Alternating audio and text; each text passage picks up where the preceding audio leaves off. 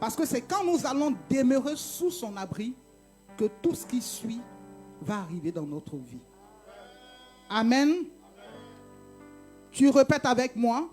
Celui qui demeure sous l'abri du Très-Haut. Seigneur, permets-moi de demeurer sous ton abri. Repose à l'ombre du Tout-Puissant. Seigneur, donne-moi le repos de tous côtés. Mon refuge est ma forteresse, mon Dieu en qui je me confie. Seigneur, permets en cette année que tu sois mon seul confident. Oui, parce que la Bible dit, celui qui se confie en l'Éternel n'est jamais confus. Car c'est lui qui te délivre du filet de l'oiseleur. Seigneur, délivre-moi de tout filet en cette année. Tout filet de la sorcellerie. Tout filet de la malédiction. Tout filet de la maladie. Tout filet de l'échec. Tout filet du célibat. De la pauvreté. Au nom de Jésus. De la peste et de ses ravages. Seigneur, qu'aucune contagion, qu'aucune maladie n'atteigne ma maison, n'atteigne mes enfants, au nom de Jésus. Il te couvrira de ses plumes et tu trouveras un refuge sous ses ailes. Seigneur, je veux bénéficier de ta protection. Que ma famille bénéficie de ta protection. Seigneur, mes enfants, mon époux, mon épouse. Seigneur, partout où nous allons poser les pieds, que nous soyons toujours sous tes ailes. Sa fidélité est un bouclier et une cuirasse. Seigneur mon Dieu, je veux expérimenter tous les jours de ma vie ta fidélité à tous égards, au nom de Jésus. C'est en cela que je ne craindrai ni la terreur, ni la flèche qui vole le jour, ni la peste qui marche dans les ténèbres, ni la contagion qui frappe en plein midi. Seigneur, que 1000 tombent à mon côté et 10 000 à ma droite, que je ne sois point atteint. Seigneur mon Dieu, sous tes ailes, je regarderai et je verrai la chute de tous mes ennemis. Au nom de Jésus, ô Dieu, tu es mon refuge. Seigneur, je veux toujours faire de toi ma haute retraite, afin qu'aucun malheur ne m'arrive. Amen. Amen. Car toi, Dieu, tu as déjà ordonné à tes anges de me garder dans toutes mes voies, dans toutes mes entreprises, dans mon service, dans tout ce que je fais. Alléluia. Tu as dit qu'ils me porteront sur leurs mains, de peur que mon pied ne heurte contre une pierre. Seigneur, l'échec ne sera pas mon partage cette année, parce que tu as ordonné à tes anges de me porter. Oh Dieu, tu m'as donné le pouvoir de marcher, Dieu Tout-Puissant, sur tout esprit des ténèbres. Seigneur, tu m'as ordonné de marcher sur le lion, de marcher sur l'aspic, de fouler aux pieds le lionceau et le dragon. Quel que soit tout dragon, tout esprit maléfique, crachant du feu, qui se lèvera contre ma vie en cette année. Seigneur, tu m'as déjà donné le pouvoir de les fouler aux pieds. Au nom de Jésus. Toutes ces choses parce que tu m'aimes. Seigneur, donne-moi de t'aimer davantage. Au nom de Jésus. Alléluia.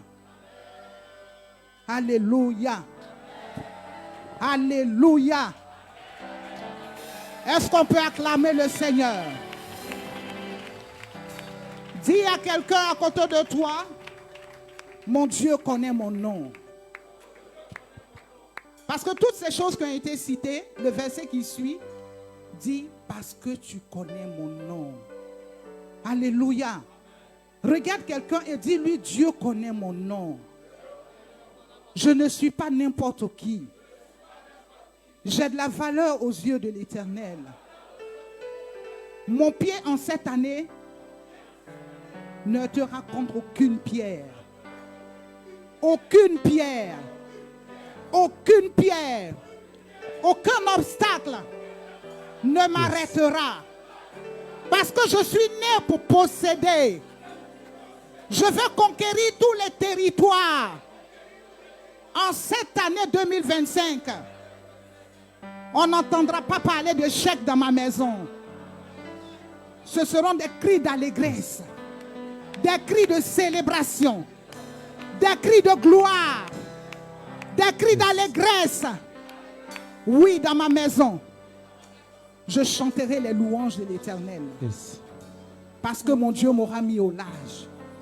Est-ce qu'on peut acclamer le Seigneur? De toutes nos forces, on peut acclamer le Seigneur. Gloire à Jésus. Je viens dans ta présence, le cœur assoiffé de toi. Nous allons recevoir notre fils, Je m'attends à toi. le pasteur Philippe. Je m'attends à toi. C'est lui ce matin Je viens qui va nous donner le message du jour. présence, le cœur assoiffé de toi. On acclame le Seigneur pour le serviteur de Dieu. Dieu te bénisse. Tu as la bénédiction de ton papa. Gloire à Dieu. Alléluia. Gloire à Jésus. Est-ce qu'on peut pousser des cris de victoire ce matin? Est-ce qu'on peut acclamer le Seigneur Jésus-Christ, notre Seigneur? Alléluia. Que le nom de notre Seigneur soit béni. Nous allons nous asseoir dans la présence de notre Dieu. Je veux bénir le nom de l'Éternel pour la vie de notre maman. Alléluia. De notre mère spirituelle. Je veux qu'on acclame le Seigneur pour sa vie ce matin. Amen. Il était vraiment important pour moi qu'elle passe. Amen. Alléluia. Parce que je marche dans les pas de mes parents spirituels. Et c'est quand je marche dans leurs pas que je suis fort. Alléluia. Gloire au Seigneur.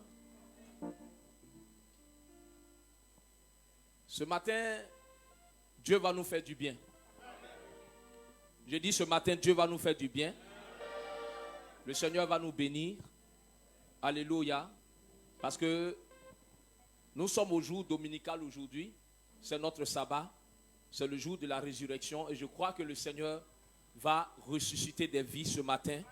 Alléluia. Si quelqu'un croit, je veux qu'il acclame puissamment le Seigneur Jésus.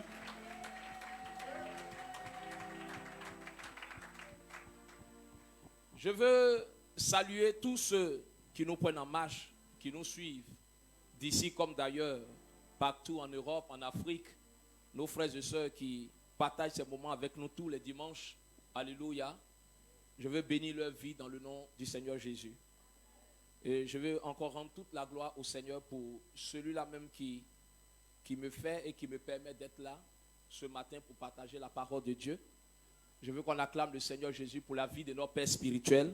Est-ce qu'on peut pousser des cris de joie pour la vie de nos papas ce matin? Acclamons le Seigneur pour sa vie. Alléluia! Que le nom de notre Seigneur soit béni. Amen. Nous allons aller rapidement parce que nous sommes persécutés par le temps. Mais Dieu fera la grâce que nous puissions comprendre quelque chose en sortant d'ici ce matin. Alléluia. Seigneur, je veux te rendre grâce, te dire merci pour ce moment que tu permets. Merci infiniment, toi qui nous fais la grâce d'être dans ta présence. Tu as dit qu'une heure dans tes parvis vaut mieux que 1000 ailleurs. Parce que dans ta présence, nous trouvons tout ce qui est bon. Et nous croyons ce matin qu'en venant ici, dans ta présence, Seigneur, nous retournerons avec quelque chose de formidable. Seigneur, merci pour ta grâce que tu déverses dans nos vies. Merci, Seigneur, parce que tu prends le contrôle de ta parole, qui est la source de bénédiction.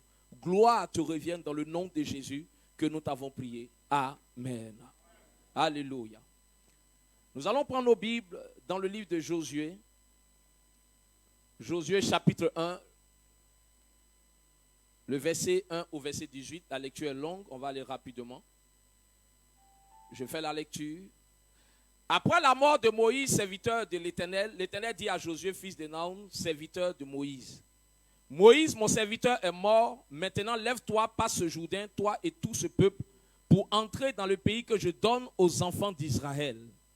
Tout lieu que foulera la plante de votre pied, je vous le donne, comme je l'ai dit à Moïse. Vous aurez pour territoire depuis le désert et le Liban, jusqu'au grand fleuve, le fleuve de l'Euphrate, tout le pays des Hétiens, et jusqu'à la grande mer, vers le soleil couchant. Nul ne tiendra devant toi tant que tu vivras. Je serai avec toi, comme j'ai été avec Moïse. Je ne te délaisserai point, je ne t'abandonnerai point. Fortifie-toi et prends courage, car c'est toi qui mettras ce peuple en possession du pays que j'ai juré à leur père de leur donner. Le verset 7, fortifie-toi seulement et aie bon courage, en agissant fidèlement selon toute la loi que Moïse, mon serviteur, t'a prescrite.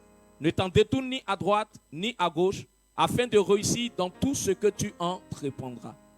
Que ce livre de la loi ne s'éloigne point de ta bouche, médite-le jour et nuit, pour agir fidèlement selon tout ce qui est écrit, car c'est alors que tu auras du succès dans tes entreprises, c'est alors que tu réussiras. Ne t'ai-je pas donné cet ordre? Fortifie-toi et prends courage, ne t'effraie point et ne t'épouvante point, car l'Éternel ton Dieu est avec toi dans tout ce que tu entreprendras. Le verset 10, Josué donna cet ordre aux officiers du peuple. Parcourez le camp et voici ce que vous commanderez au peuple. Préparez-vous des provisions, car dans 3 jours vous passerez ce Jourdain pour aller conquérir le pays dont l'Éternel votre Dieu vous donne la possession. Josué dit aux Rubénites, aux Gadites et à la demi-tribu de Manassé: rappelez-vous ce que vous a prescrit Moïse, serviteur de l'Éternel, quand il a dit: l'Éternel votre Dieu vous a accordé du repos et vous a donné ce pays. Vos femmes, vos petits-enfants et vos troupeaux resteront dans le pays que vous a donné Moïse de ce côté-ci du Jourdain, mais vous tous, hommes vaillants, vous passerez en armes devant vos frères et vous les aiderez. Le verset 15, jusqu'à ce que l'Éternel ait accordé du repos à vos frères comme à vous, et qu'ils soient aussi en possession du pays que l'Éternel votre Dieu leur donne. Puis vous reviendrez prendre possession du pays qui est votre propriété et que vous a donné Moïse, serviteur de l'Éternel, de ce côté-ci du Jourdain vers le soleil levant. Le verset 16, il répondit à Josué en disant: nous ferons tout ce que tu nous as demandé et nous irons partout où tu nous enverras. Nous t'obéirons entièrement comme nous avons obéi à Moïse. Veille seulement, l'Éternel ton Dieu est avec toi comme il a été avec Moïse. Tout homme qui sera rebelle à ton ordre et qui n'obéira pas à tout ce que tu lui demanderas sera puni de mort. Fortifie-toi seulement et prends courage. Alléluia. Est-ce qu'on peut acclamer la parole de Dieu? Alléluia. Nous allons prendre notre deuxième texte dans le livre de Philippiens.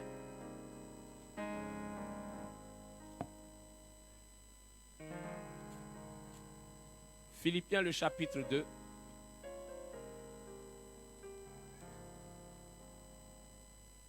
Philippiens, chapitre 2, le verset 8 à 9.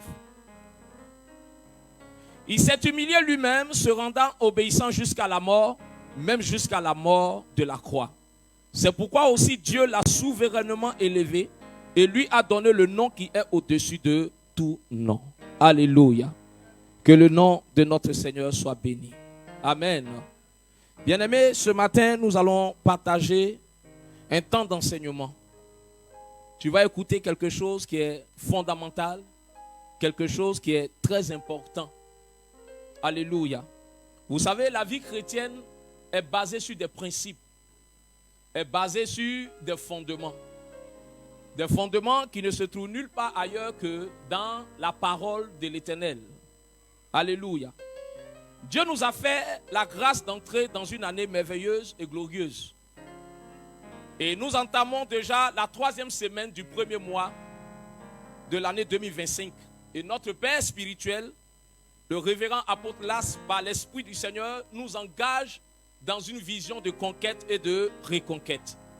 Ma prière est que chacun de nous marche dans cette vision. Pourquoi? Parce que la Bible nous dit en 2 Chroniques 20, le verset 20, « Confiez-vous en l'Éternel, votre Dieu, et vous serez affermis.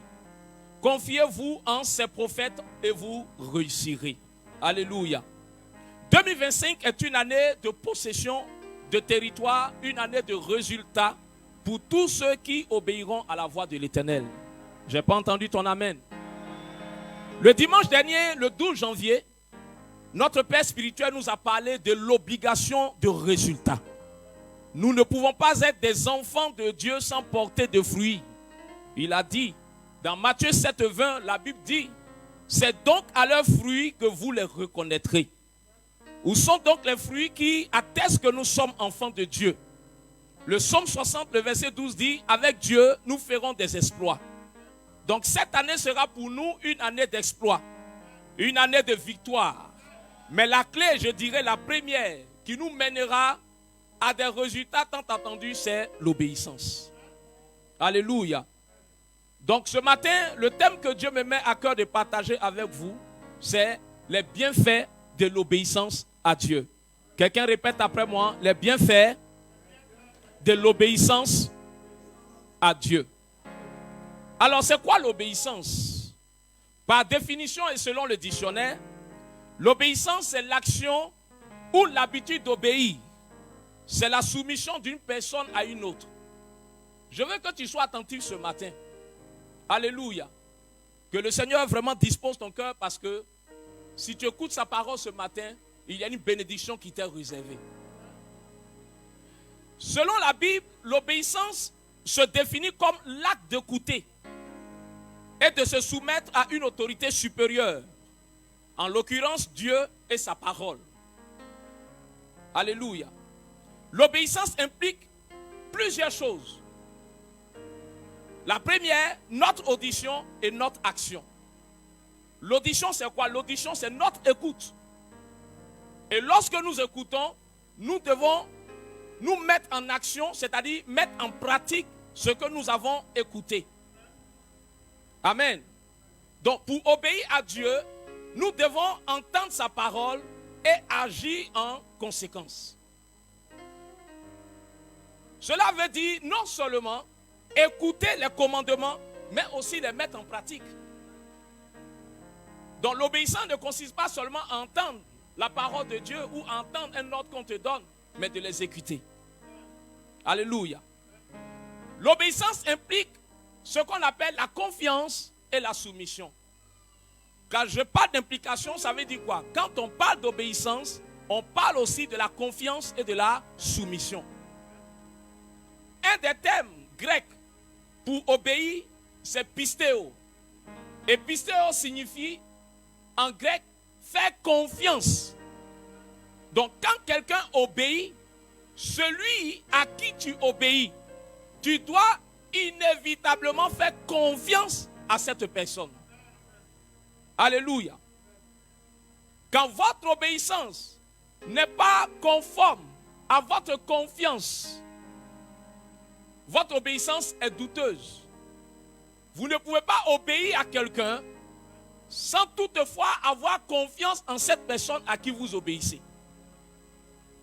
Je veux te parler doucement ce matin. Je viens dans un esprit d'enseignant. Et je veux que tu écoutes très bien. Alléluia. L'obéissance n'est pas seulement un acte de conformité. Parce que parfois nous disons que nous devons nous conformer à la parole de Dieu. Amen. Mais l'obéissance est surtout une expression de notre confiance en Dieu.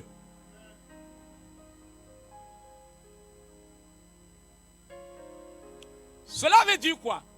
Je ne peux pas obéir à Dieu sans lui faire confiance. Un. Deuxièmement, je ne peux pas faire confiance à Dieu sans lui obéir. 3. La confiance que je voue à Dieu doit normalement me pousser à lui obéir et faire ce qu'il me demande. Amen. Est-ce que quelqu'un me comprend ce matin? Tu ne peux pas dire que tu es obéissant. Tu ne peux pas dire que tu obéis à Dieu. Amen. Sans toutefois faire confiance, pistéo, à Dieu.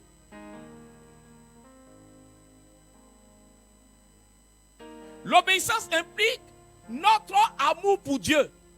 Celui qui obéit à Dieu nécessairement doit aimer Dieu. Frère, c'est tellement évident que tu ne peux pas obéir à quelqu'un que tu détestes. Mais parfois, quand nous regardons la vie du chrétien, le chrétien dit que j'aime Dieu. Mais comment tu peux nous démontrer que tu aimes Dieu si ta vie est contraire à ce que Dieu te demande? Alléluia. Donc, c'est deux choses qui vont de pair. Quand j'obéis à Dieu, c'est parce que j'aime Dieu que j'obéis à ce Dieu. Ce matin, je vais tellement te faire du bien. Je suis venu bénir quelqu'un. Je suis venu bénir quelqu'un. Il faut bien t'asseoir. Alléluia. Donc l'obéissance implique notre amour pour Dieu. Jean chapitre 14, le verset 15 dit, si vous m'aimez, gardez mes commandements. Donc Jésus lui-même nous dit comment nous devons l'aimer. Il ne suffit pas de dire j'aime Dieu. J'aime Dieu. Ah ma soeur, moi là tu me vois là. Mon affaire de Dieu est fort, hein. Alléluia. Si ton affaire de Dieu est fort, le seul moyen par lequel tu vas nous démontrer cela, Jésus dit, celui qui m'aime là, qui garde mes commandements. Donc quand tu ne gardes pas les commandements de Dieu, tu n'as pas l'amour de Dieu.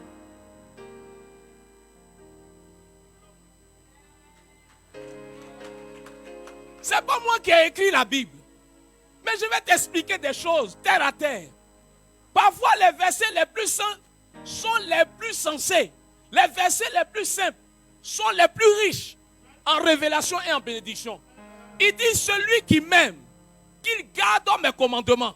Donc à partir d'aujourd'hui, nous on n'a même pas besoin de voir un film dans lequel tu vas montrer ton amour à Dieu. La seule chose qu'on veut voir de toi, ce que tu dois faire, ce que Dieu attend de toi, ce que ton pasteur attend de toi, c'est de démontrer combien de fois tu aimes la parole, combien de fois tu aimes les commandements, combien de fois tu aimes les prescriptions de Dieu. Un chrétien qui n'aime pas la parole, qui n'aime pas lire la Bible, qui n'aime pas méditer la Bible, quand on prêche, il dort. Quand on prêche, il dort. Parce que la parole ne l'intéresse pas. La Bible dit, quand tu n'aimes pas la parole, tu ne peux pas démontrer que tu aimes Dieu. Demande à ton voisin maintenant, regarde ton voisin dans les yeux, demande-lui, est-ce que tu aimes Dieu? Ah, j'ai envie de danser. C'est simple mais c'est fort. Hein? C'est fort, non? Demande-lui bien encore, est-ce que tu aimes Dieu?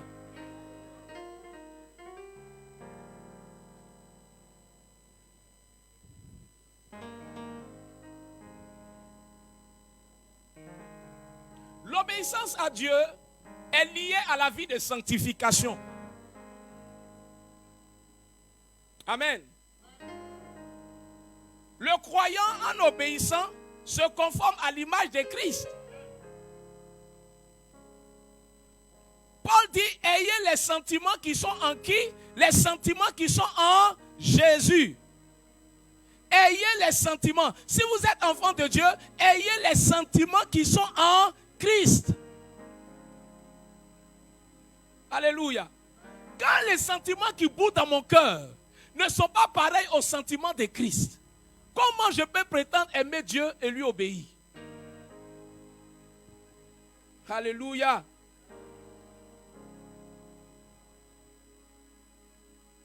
Donc en un mot, on dira que l'obéissance dans la Bible est un engagement actif à écouter, à faire confiance et se soumettre à Dieu, tout en agissant selon la parole et l'aimer. Alléluia.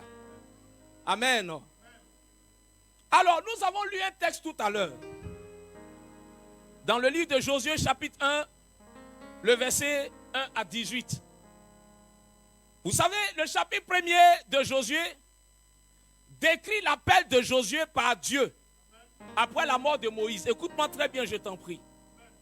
Lui donnant instruction de conduire les Israélites à travers le Jourdain pour entrer en Canaan et posséder la terre promise. Écoute-moi très bien. Nous rentrons dans le but de notre sujet. Et cette année, c'est l'année de conquête et de reconquête des territoires. Alors, Dieu promet à Josué que chaque endroit où il posera ses pieds, il a donné aux Israélites. Lui, Dieu, il a déjà donné cet endroit aux Israélites. Alléluia. Donc, nous devons comprendre que nous sommes entrés dans une nouvelle année. Et si cette année a été décrétée, année de conquête et de reconquête, de possession des territoires, mais l'Éternel est bon, l'Éternel est fidèle. Parce qu'avant même qu'ils n'arrivent à Canaan, Dieu lui-même avait déjà possédé Canaan pour eux. Je dis à quelqu'un que l'année 2025 a été déjà possédée par l'Éternel pour toi.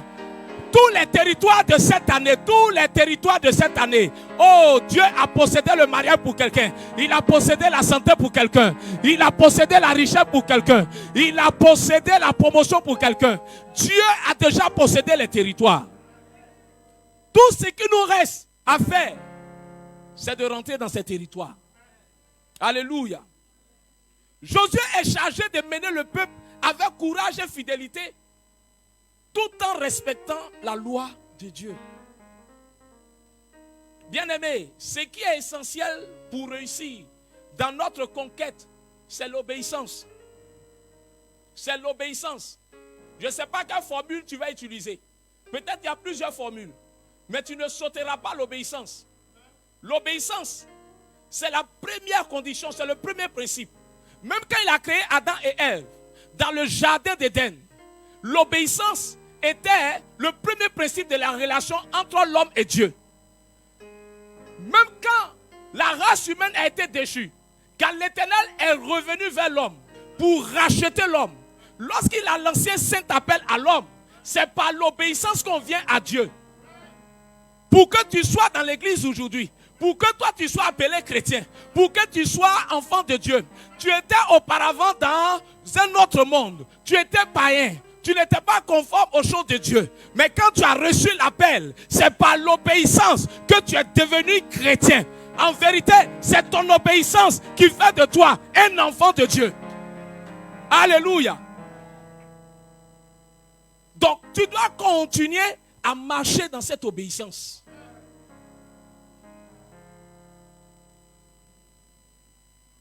Si tu appelles ton enfant qui ne vient pas à toi, pourtant tu l'as appelé, il a répondu, mais qui ne vient pas, il t'aura désobéi. Dès que tu l'appelles, qu'il court pour venir à toi, c'est son obéissance qui l'emmène vers toi.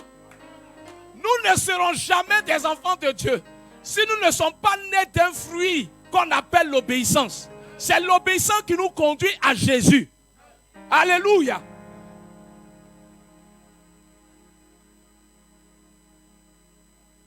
Tu dois comprendre que tu ne peux pas conquérir des territoires si tu es désobéissant. Alléluia. Tu ne peux pas conquérir des territoires en 2025 si tu es désobéissant. dans la marche, pour posséder Canaan, Josué devait passer forcément par une ville qu'on appelle Jéricho. Je t'explique l'histoire de la Bible. Jéricho constituait un obstacle pour les enfants de Dieu. Vers la terre promise, Jéricho était le seul lieu par lequel les enfants d'Israël devaient passer pour entrer en possession de Canaan. Donc Jéricho constituait un obstacle. Mais la Bible dit en Josué 6, le verset 1, l'Éternel dit, Jéricho était fermé et barricadé devant les enfants d'Israël. Personne ne sortait et personne n'entrait. Or, si personne ne sort, que personne n'entre, si c'est hermétiquement fermé, ça veut dire que la ville qui est au-delà de Jéricho ne pourra jamais être possédée. Pour posséder Canaan, il faut qu'il possède d'abord la terre de Jéricho. Et Jéricho se trouvait sur le chemin d'Israël. Alors l'Éternel dit à Josué, dans le chapitre 6, le verset 2, « Vois, je livre entre tes mains Jéricho et son roi, ses vaillants soldats. » Mon frère, je vais te dire une chose. Ça ne sera pas une conquête simple. Ça ne sera pas une conquête facile. Quand on parle de conquête, on parle d'opposition. Quand on parle de conquête, on parle d'adversité. Quand on parle de conquête, on parle de barrières invisibles de l'ennemi. Mais quel que soit ce qui va se mettre sur ton chemin, si tu es fidèle, si tu es obéissant, l'Éternel lui-même va prendre tes ennemis et il va les livrer entre tes mains. Je dis à quelqu'un qui décidera cette année 2025 d'être obéissant à la voix de Dieu, de respecter la parole de Dieu, d'écouter la voix qui sort de la bouche de son pasteur, l'Éternel ton Dieu va te livrer tes ennemis. Oh, tu ne m'as pas dit amen. Celui qui dit amen, cette parole est pour lui. Alléluia. Dieu a donné des instructions à Josué de dévouer par interdit la ville de Jéricho et tout ce qui s'y trouve. Lorsque vous lisez toujours le chapitre 6, au verset 17, il a dit, lorsque vous allez posséder Jéricho, ne touchez rien, que tout soit dévoué par interdit. La ville et tout ce qui s'y trouve soit dévoué par interdit. Lorsqu'ils ont pris Jéricho, lorsque Dieu leur a fait la grâce de prendre Jéricho, parmi les hommes de Josué, un homme du nom de Akan est allé prendre le trésor qu'ils ont trouvé à Jéricho et il a caché ce trésor parce qu'il avait soif de trésor. Sa soif de trésor l'a empêché à obéir à la parole de Dieu.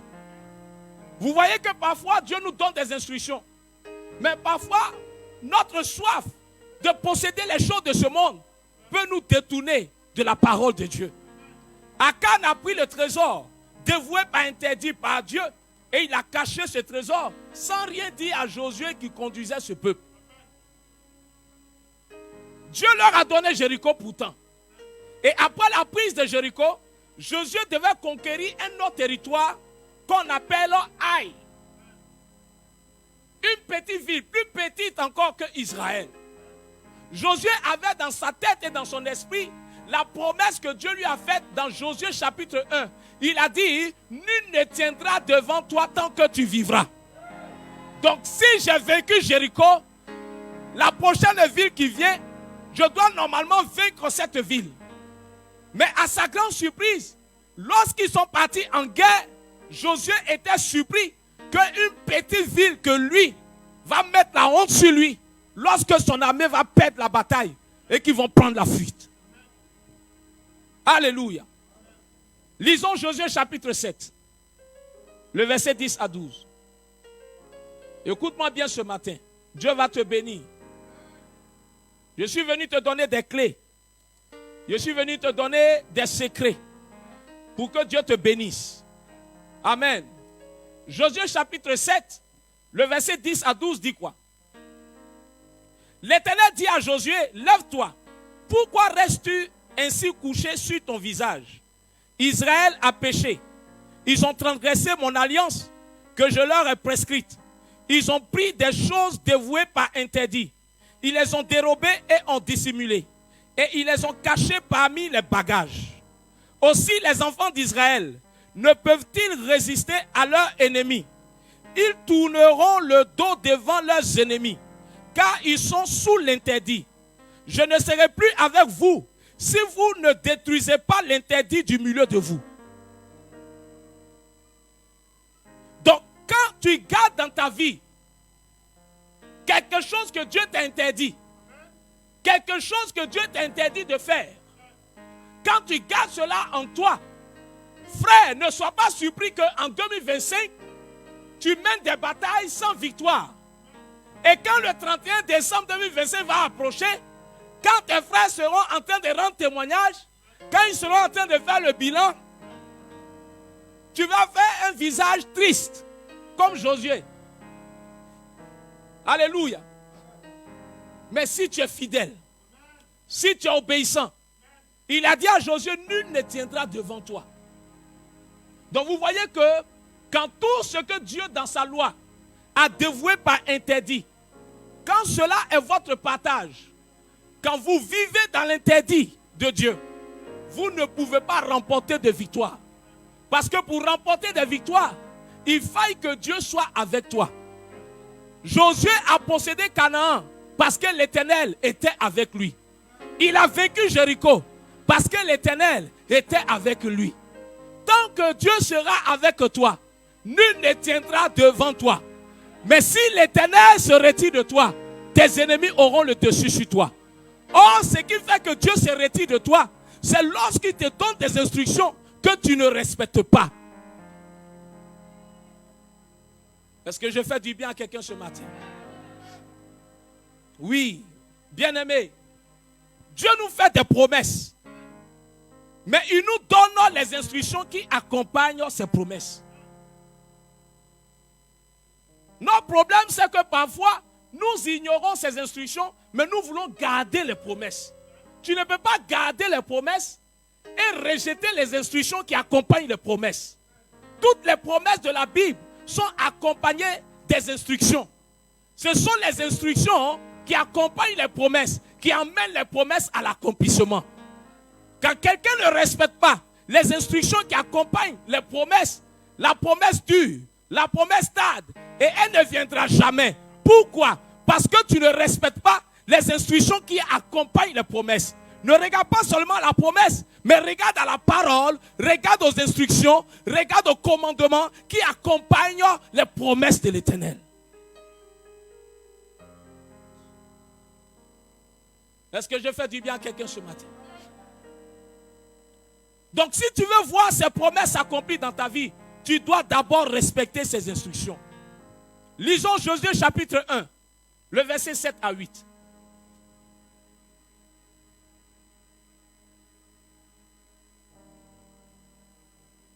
La Bible dit, fortifie-toi seulement et aie bon courage, Josué, en agissant fidèlement selon toute la loi que Moïse, mon serviteur, t'a prescrite. En faisant quoi? En agissant fidèlement selon toute la loi que Moïse, mon serviteur, t'a prescrite. Ne t'en détourne ni à droite, ni à gauche, afin de réussir dans tout ce que tu entreprendras. Donc la promesse c'était quoi? C'était de posséder Canaan. Mais pour posséder la terre de Canaan, la promesse a été accompagnée d'une instruction.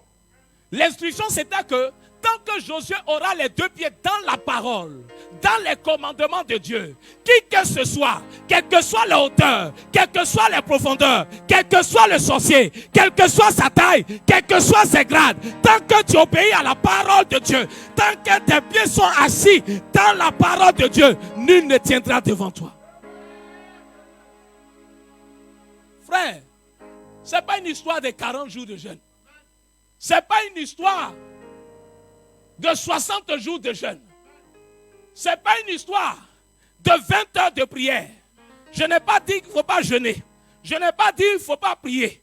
Mais le jeûne, la prière, la promesse, la bénédiction, la parole qui accompagne là, il faut obéir.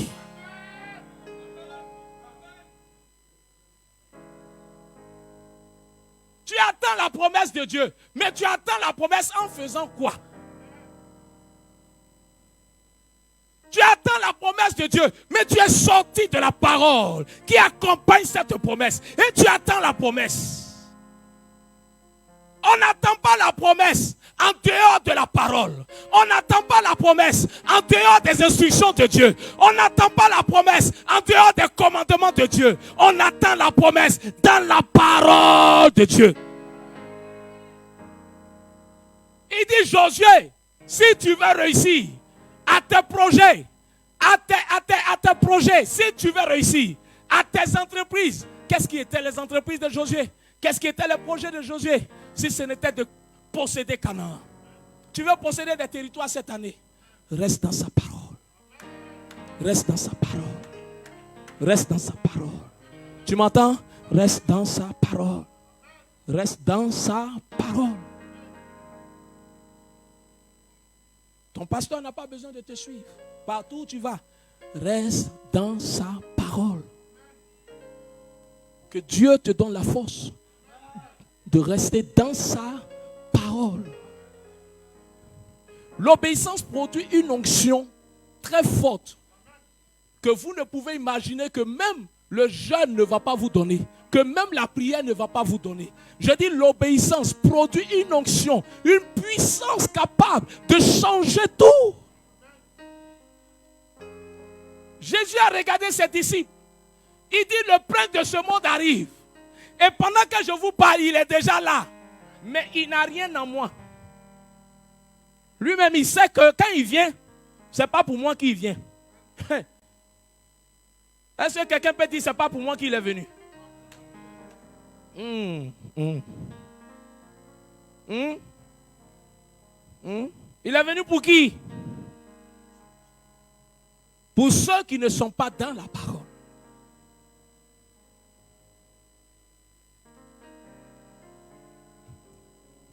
Alléluia.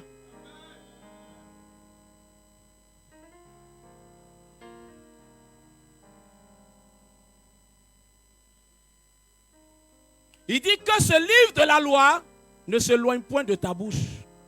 Médite-le jour et nuit pour agir fidèlement. Pour agir comment? Fidèlement.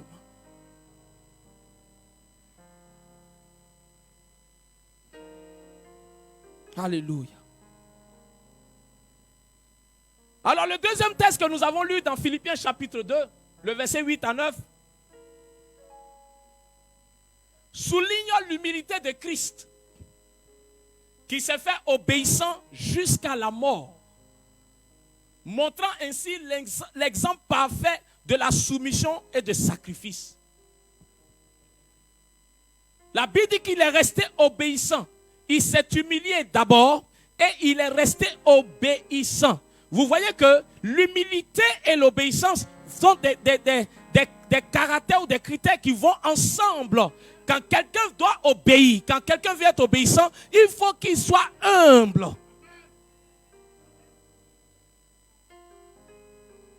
Nous tous, nous savons que la Bible dit que l'orgueil précède la chute. Mais toi, tu dis tu n'es pas orgueilleux, tu es humble, mais tu n'obéis pas. Comment quelqu'un peut être humble sans obéir? La Bible dit qu'il s'est humilié lui-même, dont l'obéissance est une volonté personnelle. On ne te forcera pas à être obéissant. Non, non, non. On ne te forcera pas. On ne te forcera pas. On peut t'exhorter à être obéissant. Mais on ne peut pas te forcer à être obéissant. C'est pourquoi lorsque nos papas nous enseignaient dans le séminaire des 3 jours avant la nouvelle année, amen, il a parlé des 3 thèmes. Il a parlé de quoi? De la diligence. Il a parlé du sacrifice. Et il a parlé de quoi? La décision. C'est ta décision qui va te faire posséder des territoires. Oui, il faut que tu prennes la décision, frère. Pendant que je prêche, tu dois prendre la décision. Et la Bible dit que il s'est fait obéissant jusqu'à la mort. Jusqu'à la mort de la croix. Et la Bible dit, comme il est resté obéissant, quel que soit le chemin de la croix, quel que soit le chemin des épreuves, quelle que soit la mort qui s'est présentée à lui, il n'a pas changé de volonté. il n'a pas changé de décision d'obéir. Il est resté ferme dans sa décision. Il est resté ferme dans l'obéissance. Et la Bible déclare que comme il est resté ferme dans l'obéissance jusqu'à la mort, même la mort ne l'a pas influencé, mon frère. La Bible dit que c'est pourquoi. Ça veut dire quoi? La conséquence de toutes ces choses, de son obéissance, de son humilité, de sa décision qu'il a prise d'obéir à son Dieu. La Bible déclare que Dieu l'a souverainement élevé. Tu comprends? Dieu l'a souverainement élevé et lui a donné le nom qui est au-dessus de tout nom, montrant à l'humanité que désormais, voilà celui devant qui on doit se prosterner. Voilà le nom qui est puissant. Voilà le nom tout puissant. Le nom qui est élevé. Le nom qui est au-dessus de tout. Le nom devant lequel rien ne peut résister. Parce que ce nom a passé tous les examens. Ce nom a mené tous les combats. Ce nom a remporté toutes les victoires. C'est ce nom. C'est ce nom. Alléluia. C'est ce nom qu'il nous faut.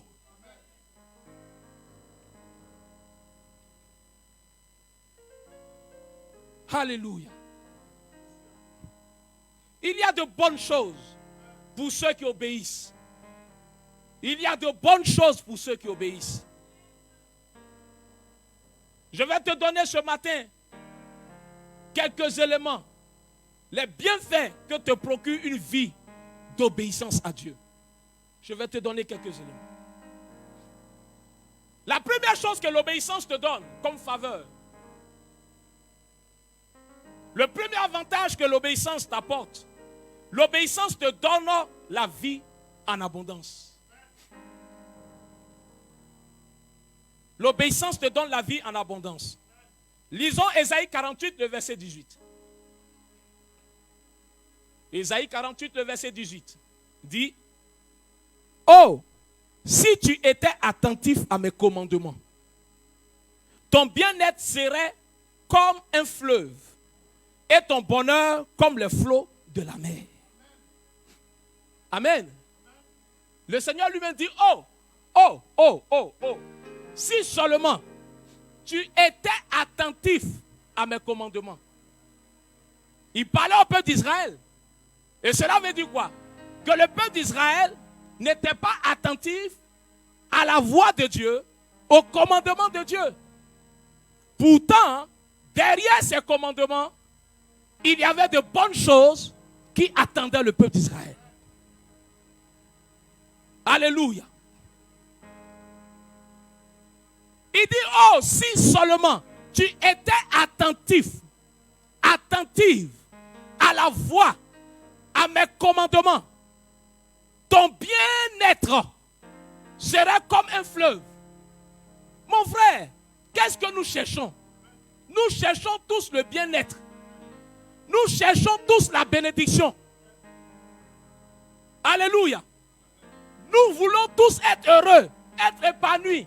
Le Seigneur dit: la seule condition qui va te rendre heureux, qui va te rendre heureuse, qui va te procurer le bien-être, c'est quand tu seras attentif ou attentive au commandement de l'Éternel. Il dit: quand tu vas respecter mes commandements, ton bien-être serait comme un fleuve. Tu comprends? Ton bien-être sera comme un fleuve. Le fleuve, il coule. Le fleuve, il ne s'arrête pas. Le fleuve, là, il ne tarit pas. Et ton bien-être sera comme un fleuve. Il dit: et ton bonheur comme les flots de la mer. Depuis que nous sommes nés, depuis nos ancêtres, la mer est encore là. Quelle que soit la température, quelles que soient les saisons, tu ne vas jamais apprendre que la mer a tari. Le Seigneur dit: quand tu vas l'honorer, quand tu seras attentif à ses commandements, ton bien-être sera comme les flots de la mer.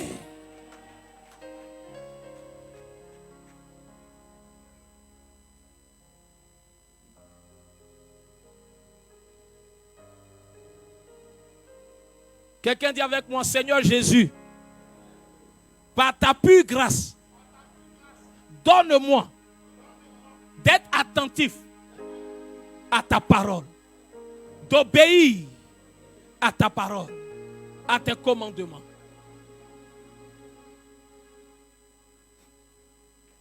Alléluia.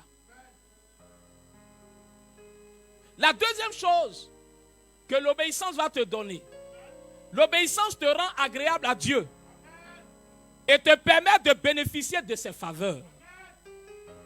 Qui ne veut pas être agréable à Dieu? Vous savez, quand quelqu'un vous est agréable, vous êtes prêt à lui donner tout ce que vous avez. Amen. Quand vous êtes agréable à un homme, aux yeux d'un homme, aux yeux d'une personne, même sans même lui demander, la personne elle-même a envie de vous faire du bien.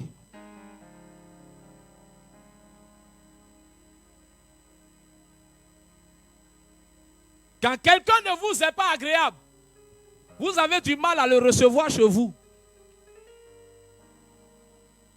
Et même quand vous le recevez, vous ne le recevez pas de la même manière que vous recevez celui qui vous est agréable.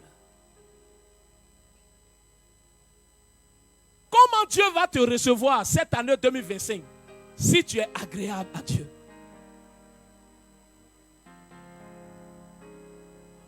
1 Jean 3, le verset 22 dit: quoi que ce soit que nous demandions, nous le recevons de lui, parce que nous gardons ses commandements et que nous faisons ce qui lui est agréable. Donc parce que nous faisons ce qui lui est agréable, parce que nous gardons ses commandements, alors nous recevons tout ce que nous demandons de lui. Il dit quoi que nous lui demandions.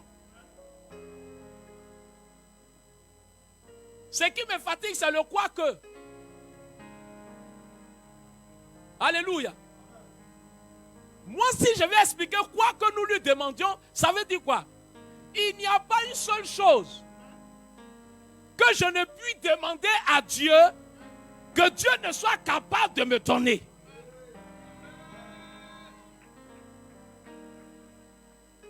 Mais il y a une condition: si vous gardez mes commandements, je vais vous les donner.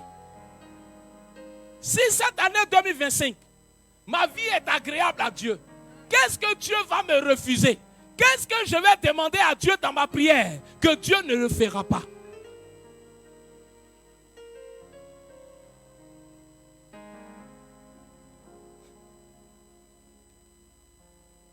Est-ce que quelqu'un veut être agréable à son Dieu? Il faut garder les commandements de Dieu. Alléluia. Dis à ton voisin à côté de toi, si tu veux être agréable à Dieu, si tu veux que Dieu te donne toutes choses, garde ses commandements. Alléluia. Le troisième avantage que procure l'obéissance te rapproche de Dieu. Tu vois mon frère, l'obéissance te rapproche de Dieu et il se révèle à toi. Nous avons tous besoin de la révélation de Dieu. Nous avons tous besoin que Dieu se montre à nous. Comment Dieu peut se montrer à quelqu'un? Dans une situation que tu vis, dans un combat que tu mènes, quand tu invoques Dieu pour qu'il te donne la victoire, et que la victoire te parvient, cette victoire est la révélation de Dieu. Alléluia. Mais qu'est-ce que tu dois faire pour que Dieu se révèle à toi? Nous avons besoin qu'il se révèle à nous. Alléluia. Jean 14, le verset 21 dit: celui qui a mes commandements et qui les garde, c'est celui qui m'aime. Et celui qui m'aime sera aimé de mon Père. Je l'aimerai et je me ferai connaître à lui. Quand j'ai lu ce passage, j'ai compris que tout simplement, Dieu ne se révèle point à ceux qui lui désobéissent.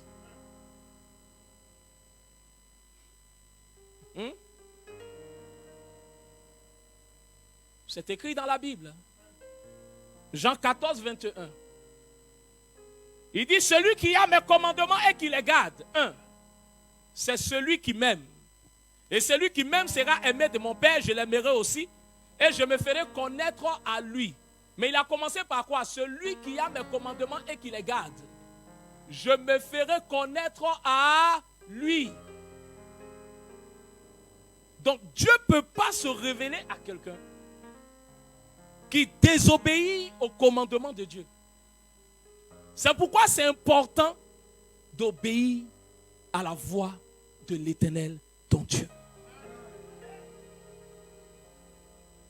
Alléluia. Combien de prières tu as fait? Et rien, aucun résultat. Cette année 2025, il faut garder les commandements de Dieu. Alléluia.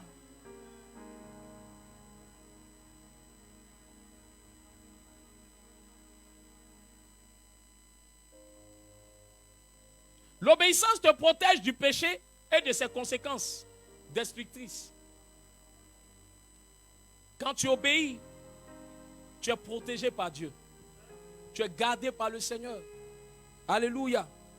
Romains 6, 16 dit, ne savez-vous pas qu'en vous livrant à quelqu'un comme esclave, pour lui obéir, vous êtes esclave de celui à qui vous obéissez, soit du péché qui conduit à la mort, soit de l'obéissance qui conduit à la justice. Amen. Romains 6, 16. Donc, en vous livrant à quelqu'un comme esclave pour lui obéir, vous êtes esclave de celui à qui vous obéissez. Pourquoi? Parce que l'obéissance, c'est volontaire. Si on te force à obéir, ce n'est plus l'obéissance. Amen. Mais celui que tu auras choisi d'obéir, à qui tu veux obéir, tu seras esclave de celui-là. Si tu as choisi d'obéir au péché, le péché va te conduire à la mort. Mais si tu as choisi l'obéissance, l'obéissance va te conduire où? À la justice de Dieu. Mais la justice de Dieu, c'était quoi? C'était que quelque chose est anormal. Et Dieu vient pour rétablir les choses parce qu'il y a une situation dans laquelle tu es qui ne plaît pas à Dieu. Dieu vient avec sa rédemption pour te donner la liberté. Dieu vient avec sa rédemption pour te sauver. Il vient parce que ce n'est pas normal que tu sois malade. Il vient parce que ce n'est pas normal que les princes soient à terre et que des esclaves soient sur les chevaux. La justice de Dieu, c'est que Dieu vient pour rétablir l'ordre divin dans la vie de quelqu'un. La justice de Dieu, c'est que là où toi qui es son enfant et que maintenant tu as la dernière place, Dieu veut t'enlever à la dernière place pour t'amener à la première place. Mais il dit à une condition, que tu gardes ses commandements.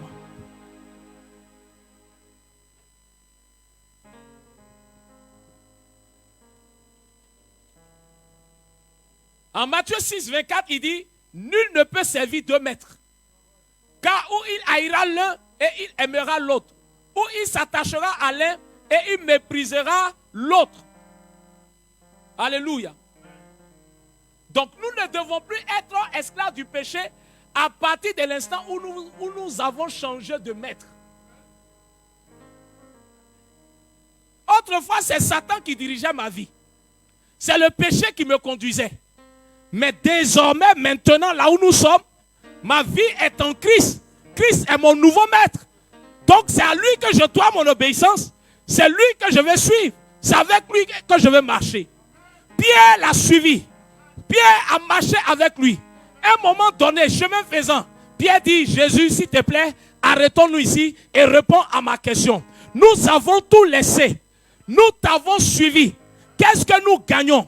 Jésus dit, Pierre, il n'y a personne sur la terre qui ayant laissé ses biens, qui ayant laissé sa famille, qui ayant laissé des amis pour me suivre, qui ne reçoit dans ce siècle présent et dans le siècle à venir le double de ce qu'il a abandonné.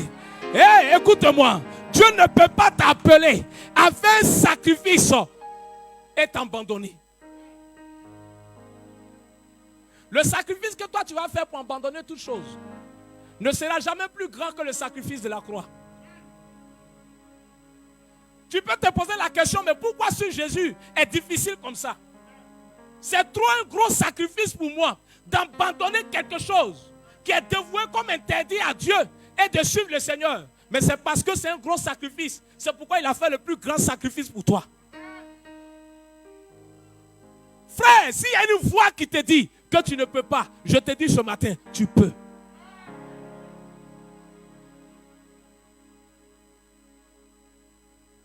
Il a répondu à Pierre. Alléluia. Et si tu es prêt à faire le sacrifice cette année, il va te répondre. Alléluia. Alléluia. Quelqu'un qui est mort à ta place. Ses travail, il ne peut pas te donner. Ses maris, il ne peut pas te donner. C'est l'argent, il ne peut pas te donner. C'est te rendre riche qu'il ne peut pas te donner. Toi, tu peux mourir pour qui? Toi, tu peux mourir pour qui? Alléluia. Qui peut prendre la place d'un autre? Ou bien qui peut se donner la mort parce que quelqu'un est mort? Mais Jésus l'a fait.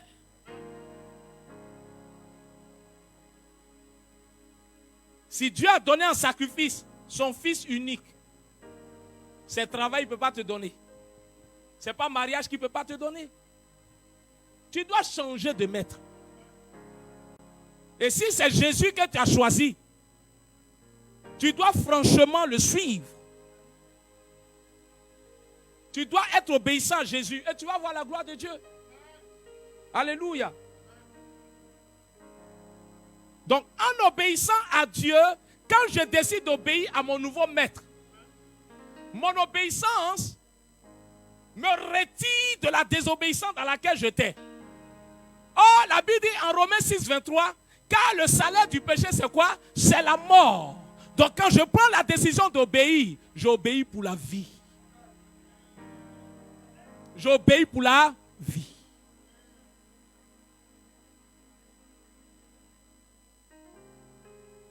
Je déclare que tes entreprises vont vivre quand tu vas obéir à Dieu. Tes entreprises vont vivre. Tes affaires vont vivre. La mort ne viendra pas vers toi. Il dit, je ne laisserai point le malheur s'approcher de toi. Parce que tu as décidé de m'obéir. Je vais te barricader. Je vais te protéger. Je vais veiller sur toi. Je vais te garder jour et nuit. 1000 tomberont à ton côté. 10 000 à ta droite. Tu ne seras jamais atteint. Jamais.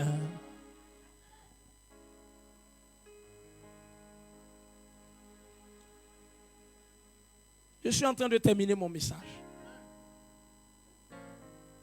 L'obéissance te permet de remporter des victoires sur tes ennemis.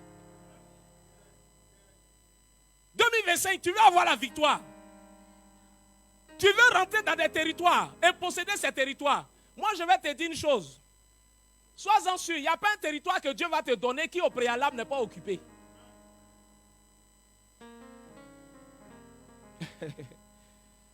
Je te donne un exemple banal. Tu n'es pas encore marié. Tu veux marier quelqu'un? Tu veux marier quelqu'un? La personne que tu veux marier est occupée. Dis-moi, aïe, je vais t'expliquer. Quand j'ai dit la personne est occupée, toi tu vois, c'est comme s'il a déjà une go ou bien une fiancée. Donc, genre, toi tu dois aller lutter forcément pour arracher le fiancé de quelqu'un. Ce n'est pas de ça que je parle. Mais il est occupé. Tu sais pourquoi il est occupé? La Bible dit, Dieu a ouvert une grande porte pour vous, avec un accès efficace. Il y a une grande porte qui est ouverte pour le mariage, il y a une grande porte qui est ouverte pour le travail, il y a une grande porte qui est ouverte pour les voyages, il y a une grande porte qui est ouverte pour beaucoup de choses que tu veux posséder, mais les ennemis à cette porte sont nombreux. Les liens de famille sont nombreux. Les démons sont assis là. Ils ne veulent pas que tu te maries. C'est ton obéissance qui va faire que l'Éternel va te propulser dans la bénédiction. Va te propulser dans la bénédiction. C'est l'obéissance à la parole.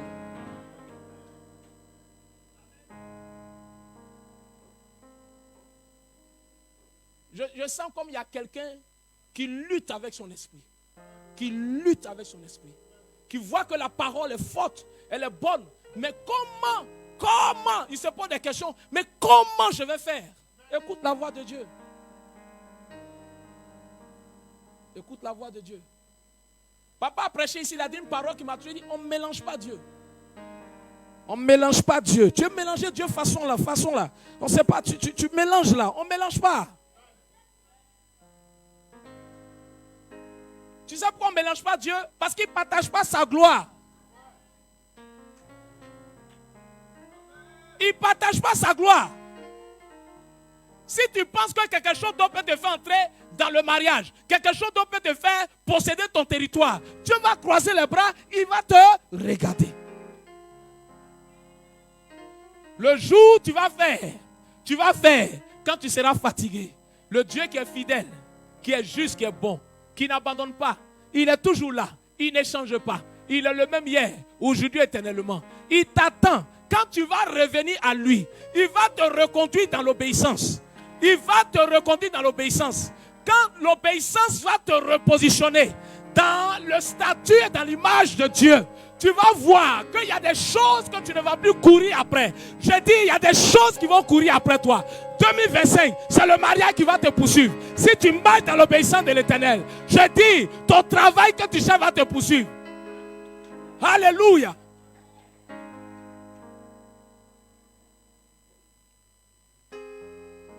La Bible dit à cause de l'obéissance, Dieu l'a souverainement élevé. Il l'a souverainement mis au-dessus. Il l'a mis au-dessus de tout. La Bible dit dans Luc, quand cet enfant naîtra, on lui donnera un nom et il sera appelé grand. Donc quand tu portes le nom de Jésus, c'est pour être grand. Quand tu portes le nom de Jésus, c'est pour être grand. Si tu reconnais que ce nom a été souverainement élevé et que toi-même, tu te prosternes devant ce nom, tu l'adores jour et nuit, tu obéis jour et nuit, aucun miracle te sera impossible.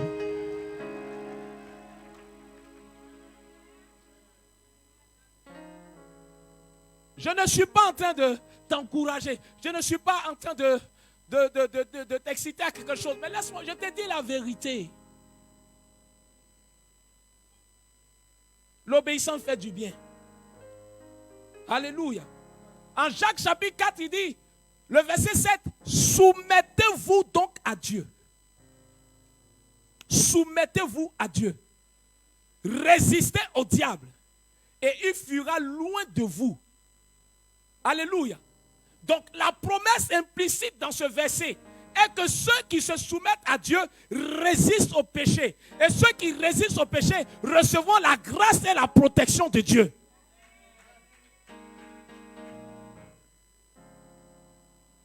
Alléluia. C'est une condition inévitable. Alléluia. C'est une condition inévitable. Toute vie chrétienne commence par l'obéissance.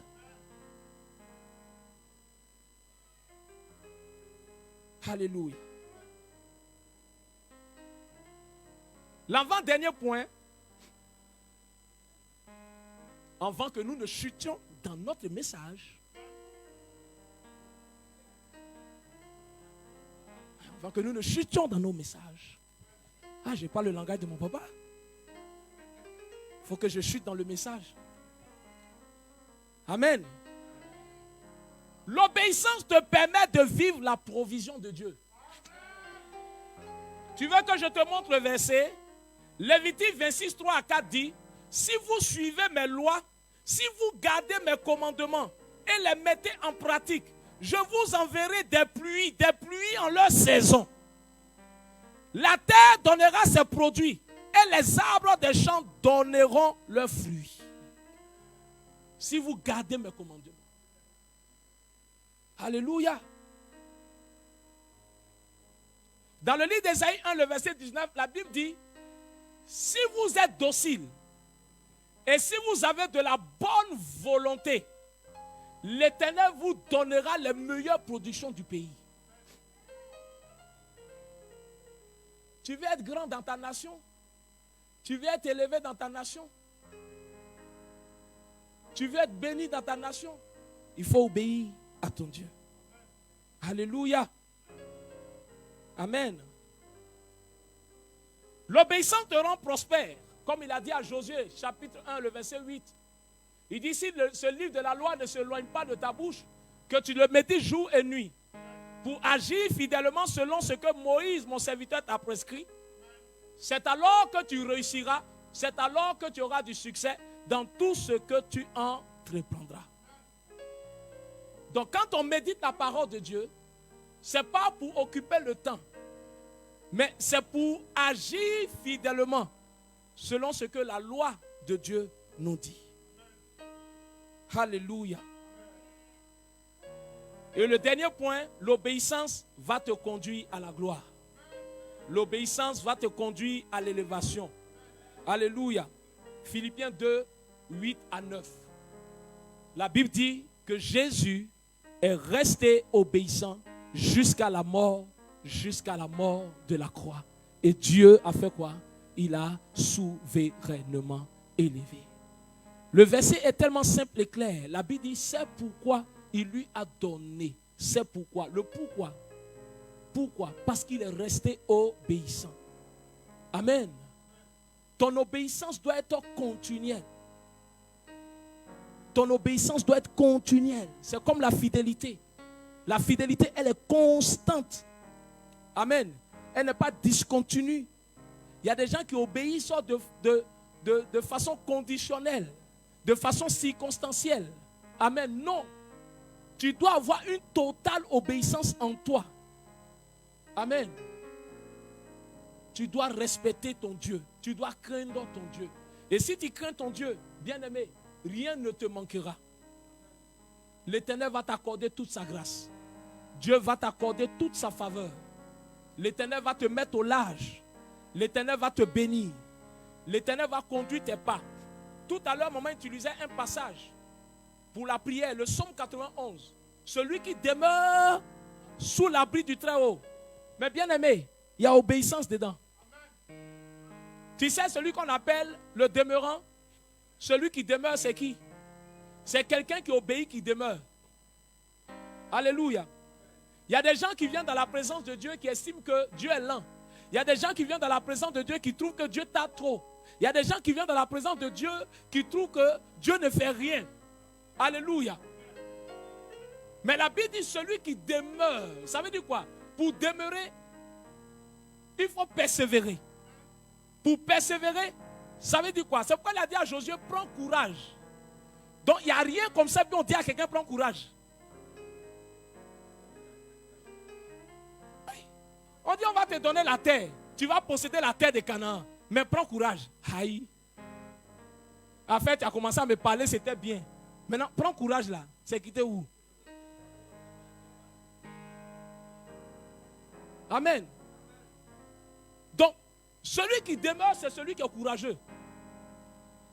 Quelles que soient les tempêtes, quels que soient les vents, il reste fidèle à son Dieu. Il obéit. Alléluia. Et Dieu finit par l'élever. La mort s'est présentée à Jésus. Mais peut-être toi et moi, la mort ne s'est pas présentée à nous. Mais qu'est-ce qui va nous pousser à désobéir? Si lui, la mort n'a pas réussi à l'emmener à la désobéissance, c'est quoi qui est plus fort que la mort qui peut moi m'emmener à la désobéissance? Or, c'est parce que la mort étant forte que Jésus lui-même s'est chargé lui-même de la mort pour que moi, le reste là, les petites choses là, je puisse les gérer. Alléluia. Paul dit, rien ne me séparera de l'amour de mon Dieu. Rien ne me séparera de l'amour de mon Dieu. Parce que j'aime Dieu, je ne peux pas me séparer de lui. Parce que j'aime Dieu, je veux demeurer obéissant. Alléluia à ce Dieu. Frère, je vais m'arrêter là. Je vais m'arrêter là. Et te dire de demeurer dans les commandements de ton Dieu. Si tu demeures dans la voie de l'Éternel ton Dieu, si tu restes fidèle à ton Dieu, rien ne restera difficile devant toi. Aucun ennemi n'aura le dessus sur toi. Et tu auras les meilleures portions de ton pays. Et tu auras les meilleures grâces de cette année 2025. Que la grâce de l'Éternel te couvre ce matin.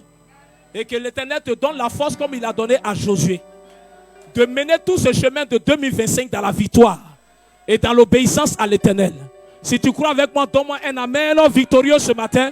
Au nom puissant de Jésus-Christ de Nazareth, on acclame le Seigneur pour sa parole. Alléluia. Amen. Nous allons bénir notre Dieu. Nous allons dire merci au Seigneur qui nous a révélé ce matin les secrets de sa parole, qui nous a révélé combien de fois il est bon d'être obéissant à lui Dieu.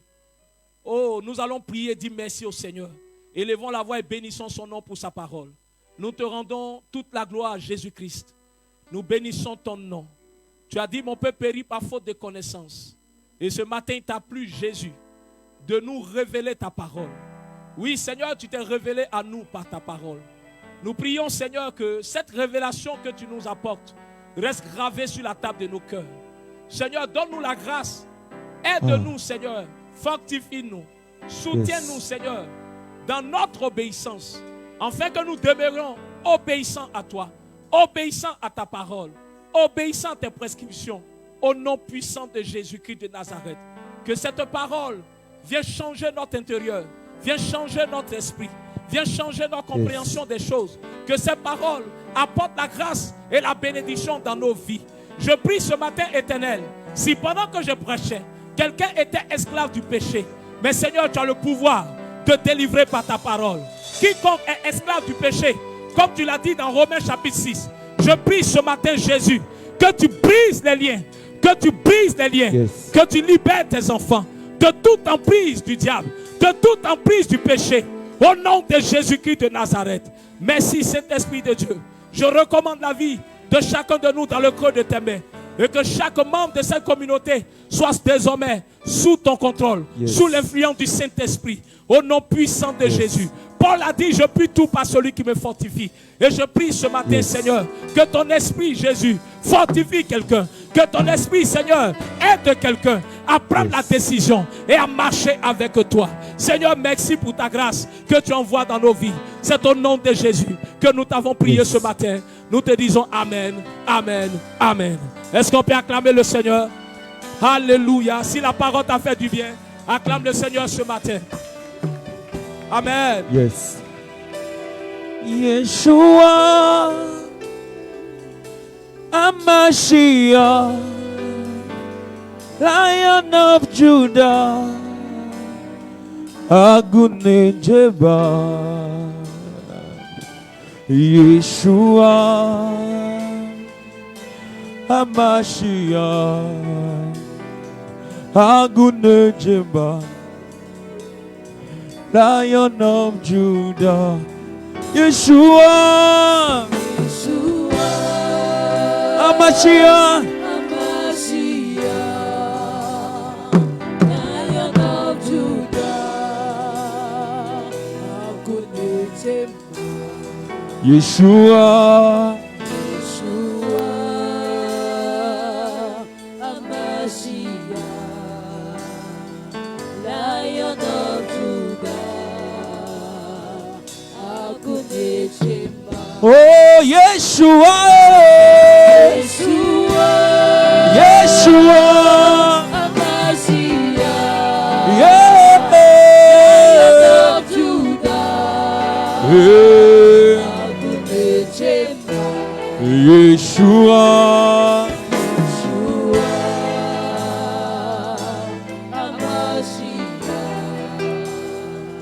Lion of Judah,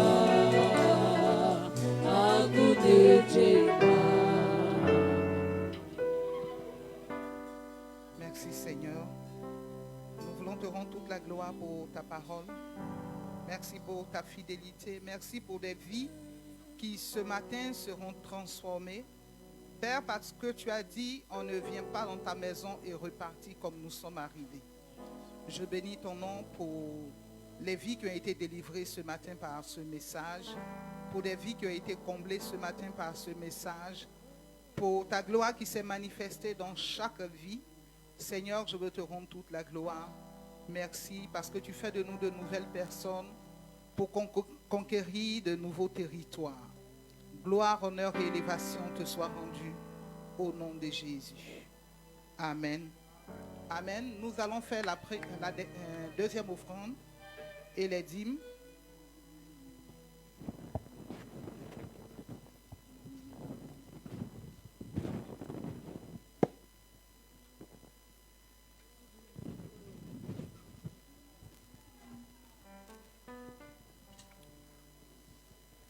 Tu vas te tenir debout avec des pas de danse.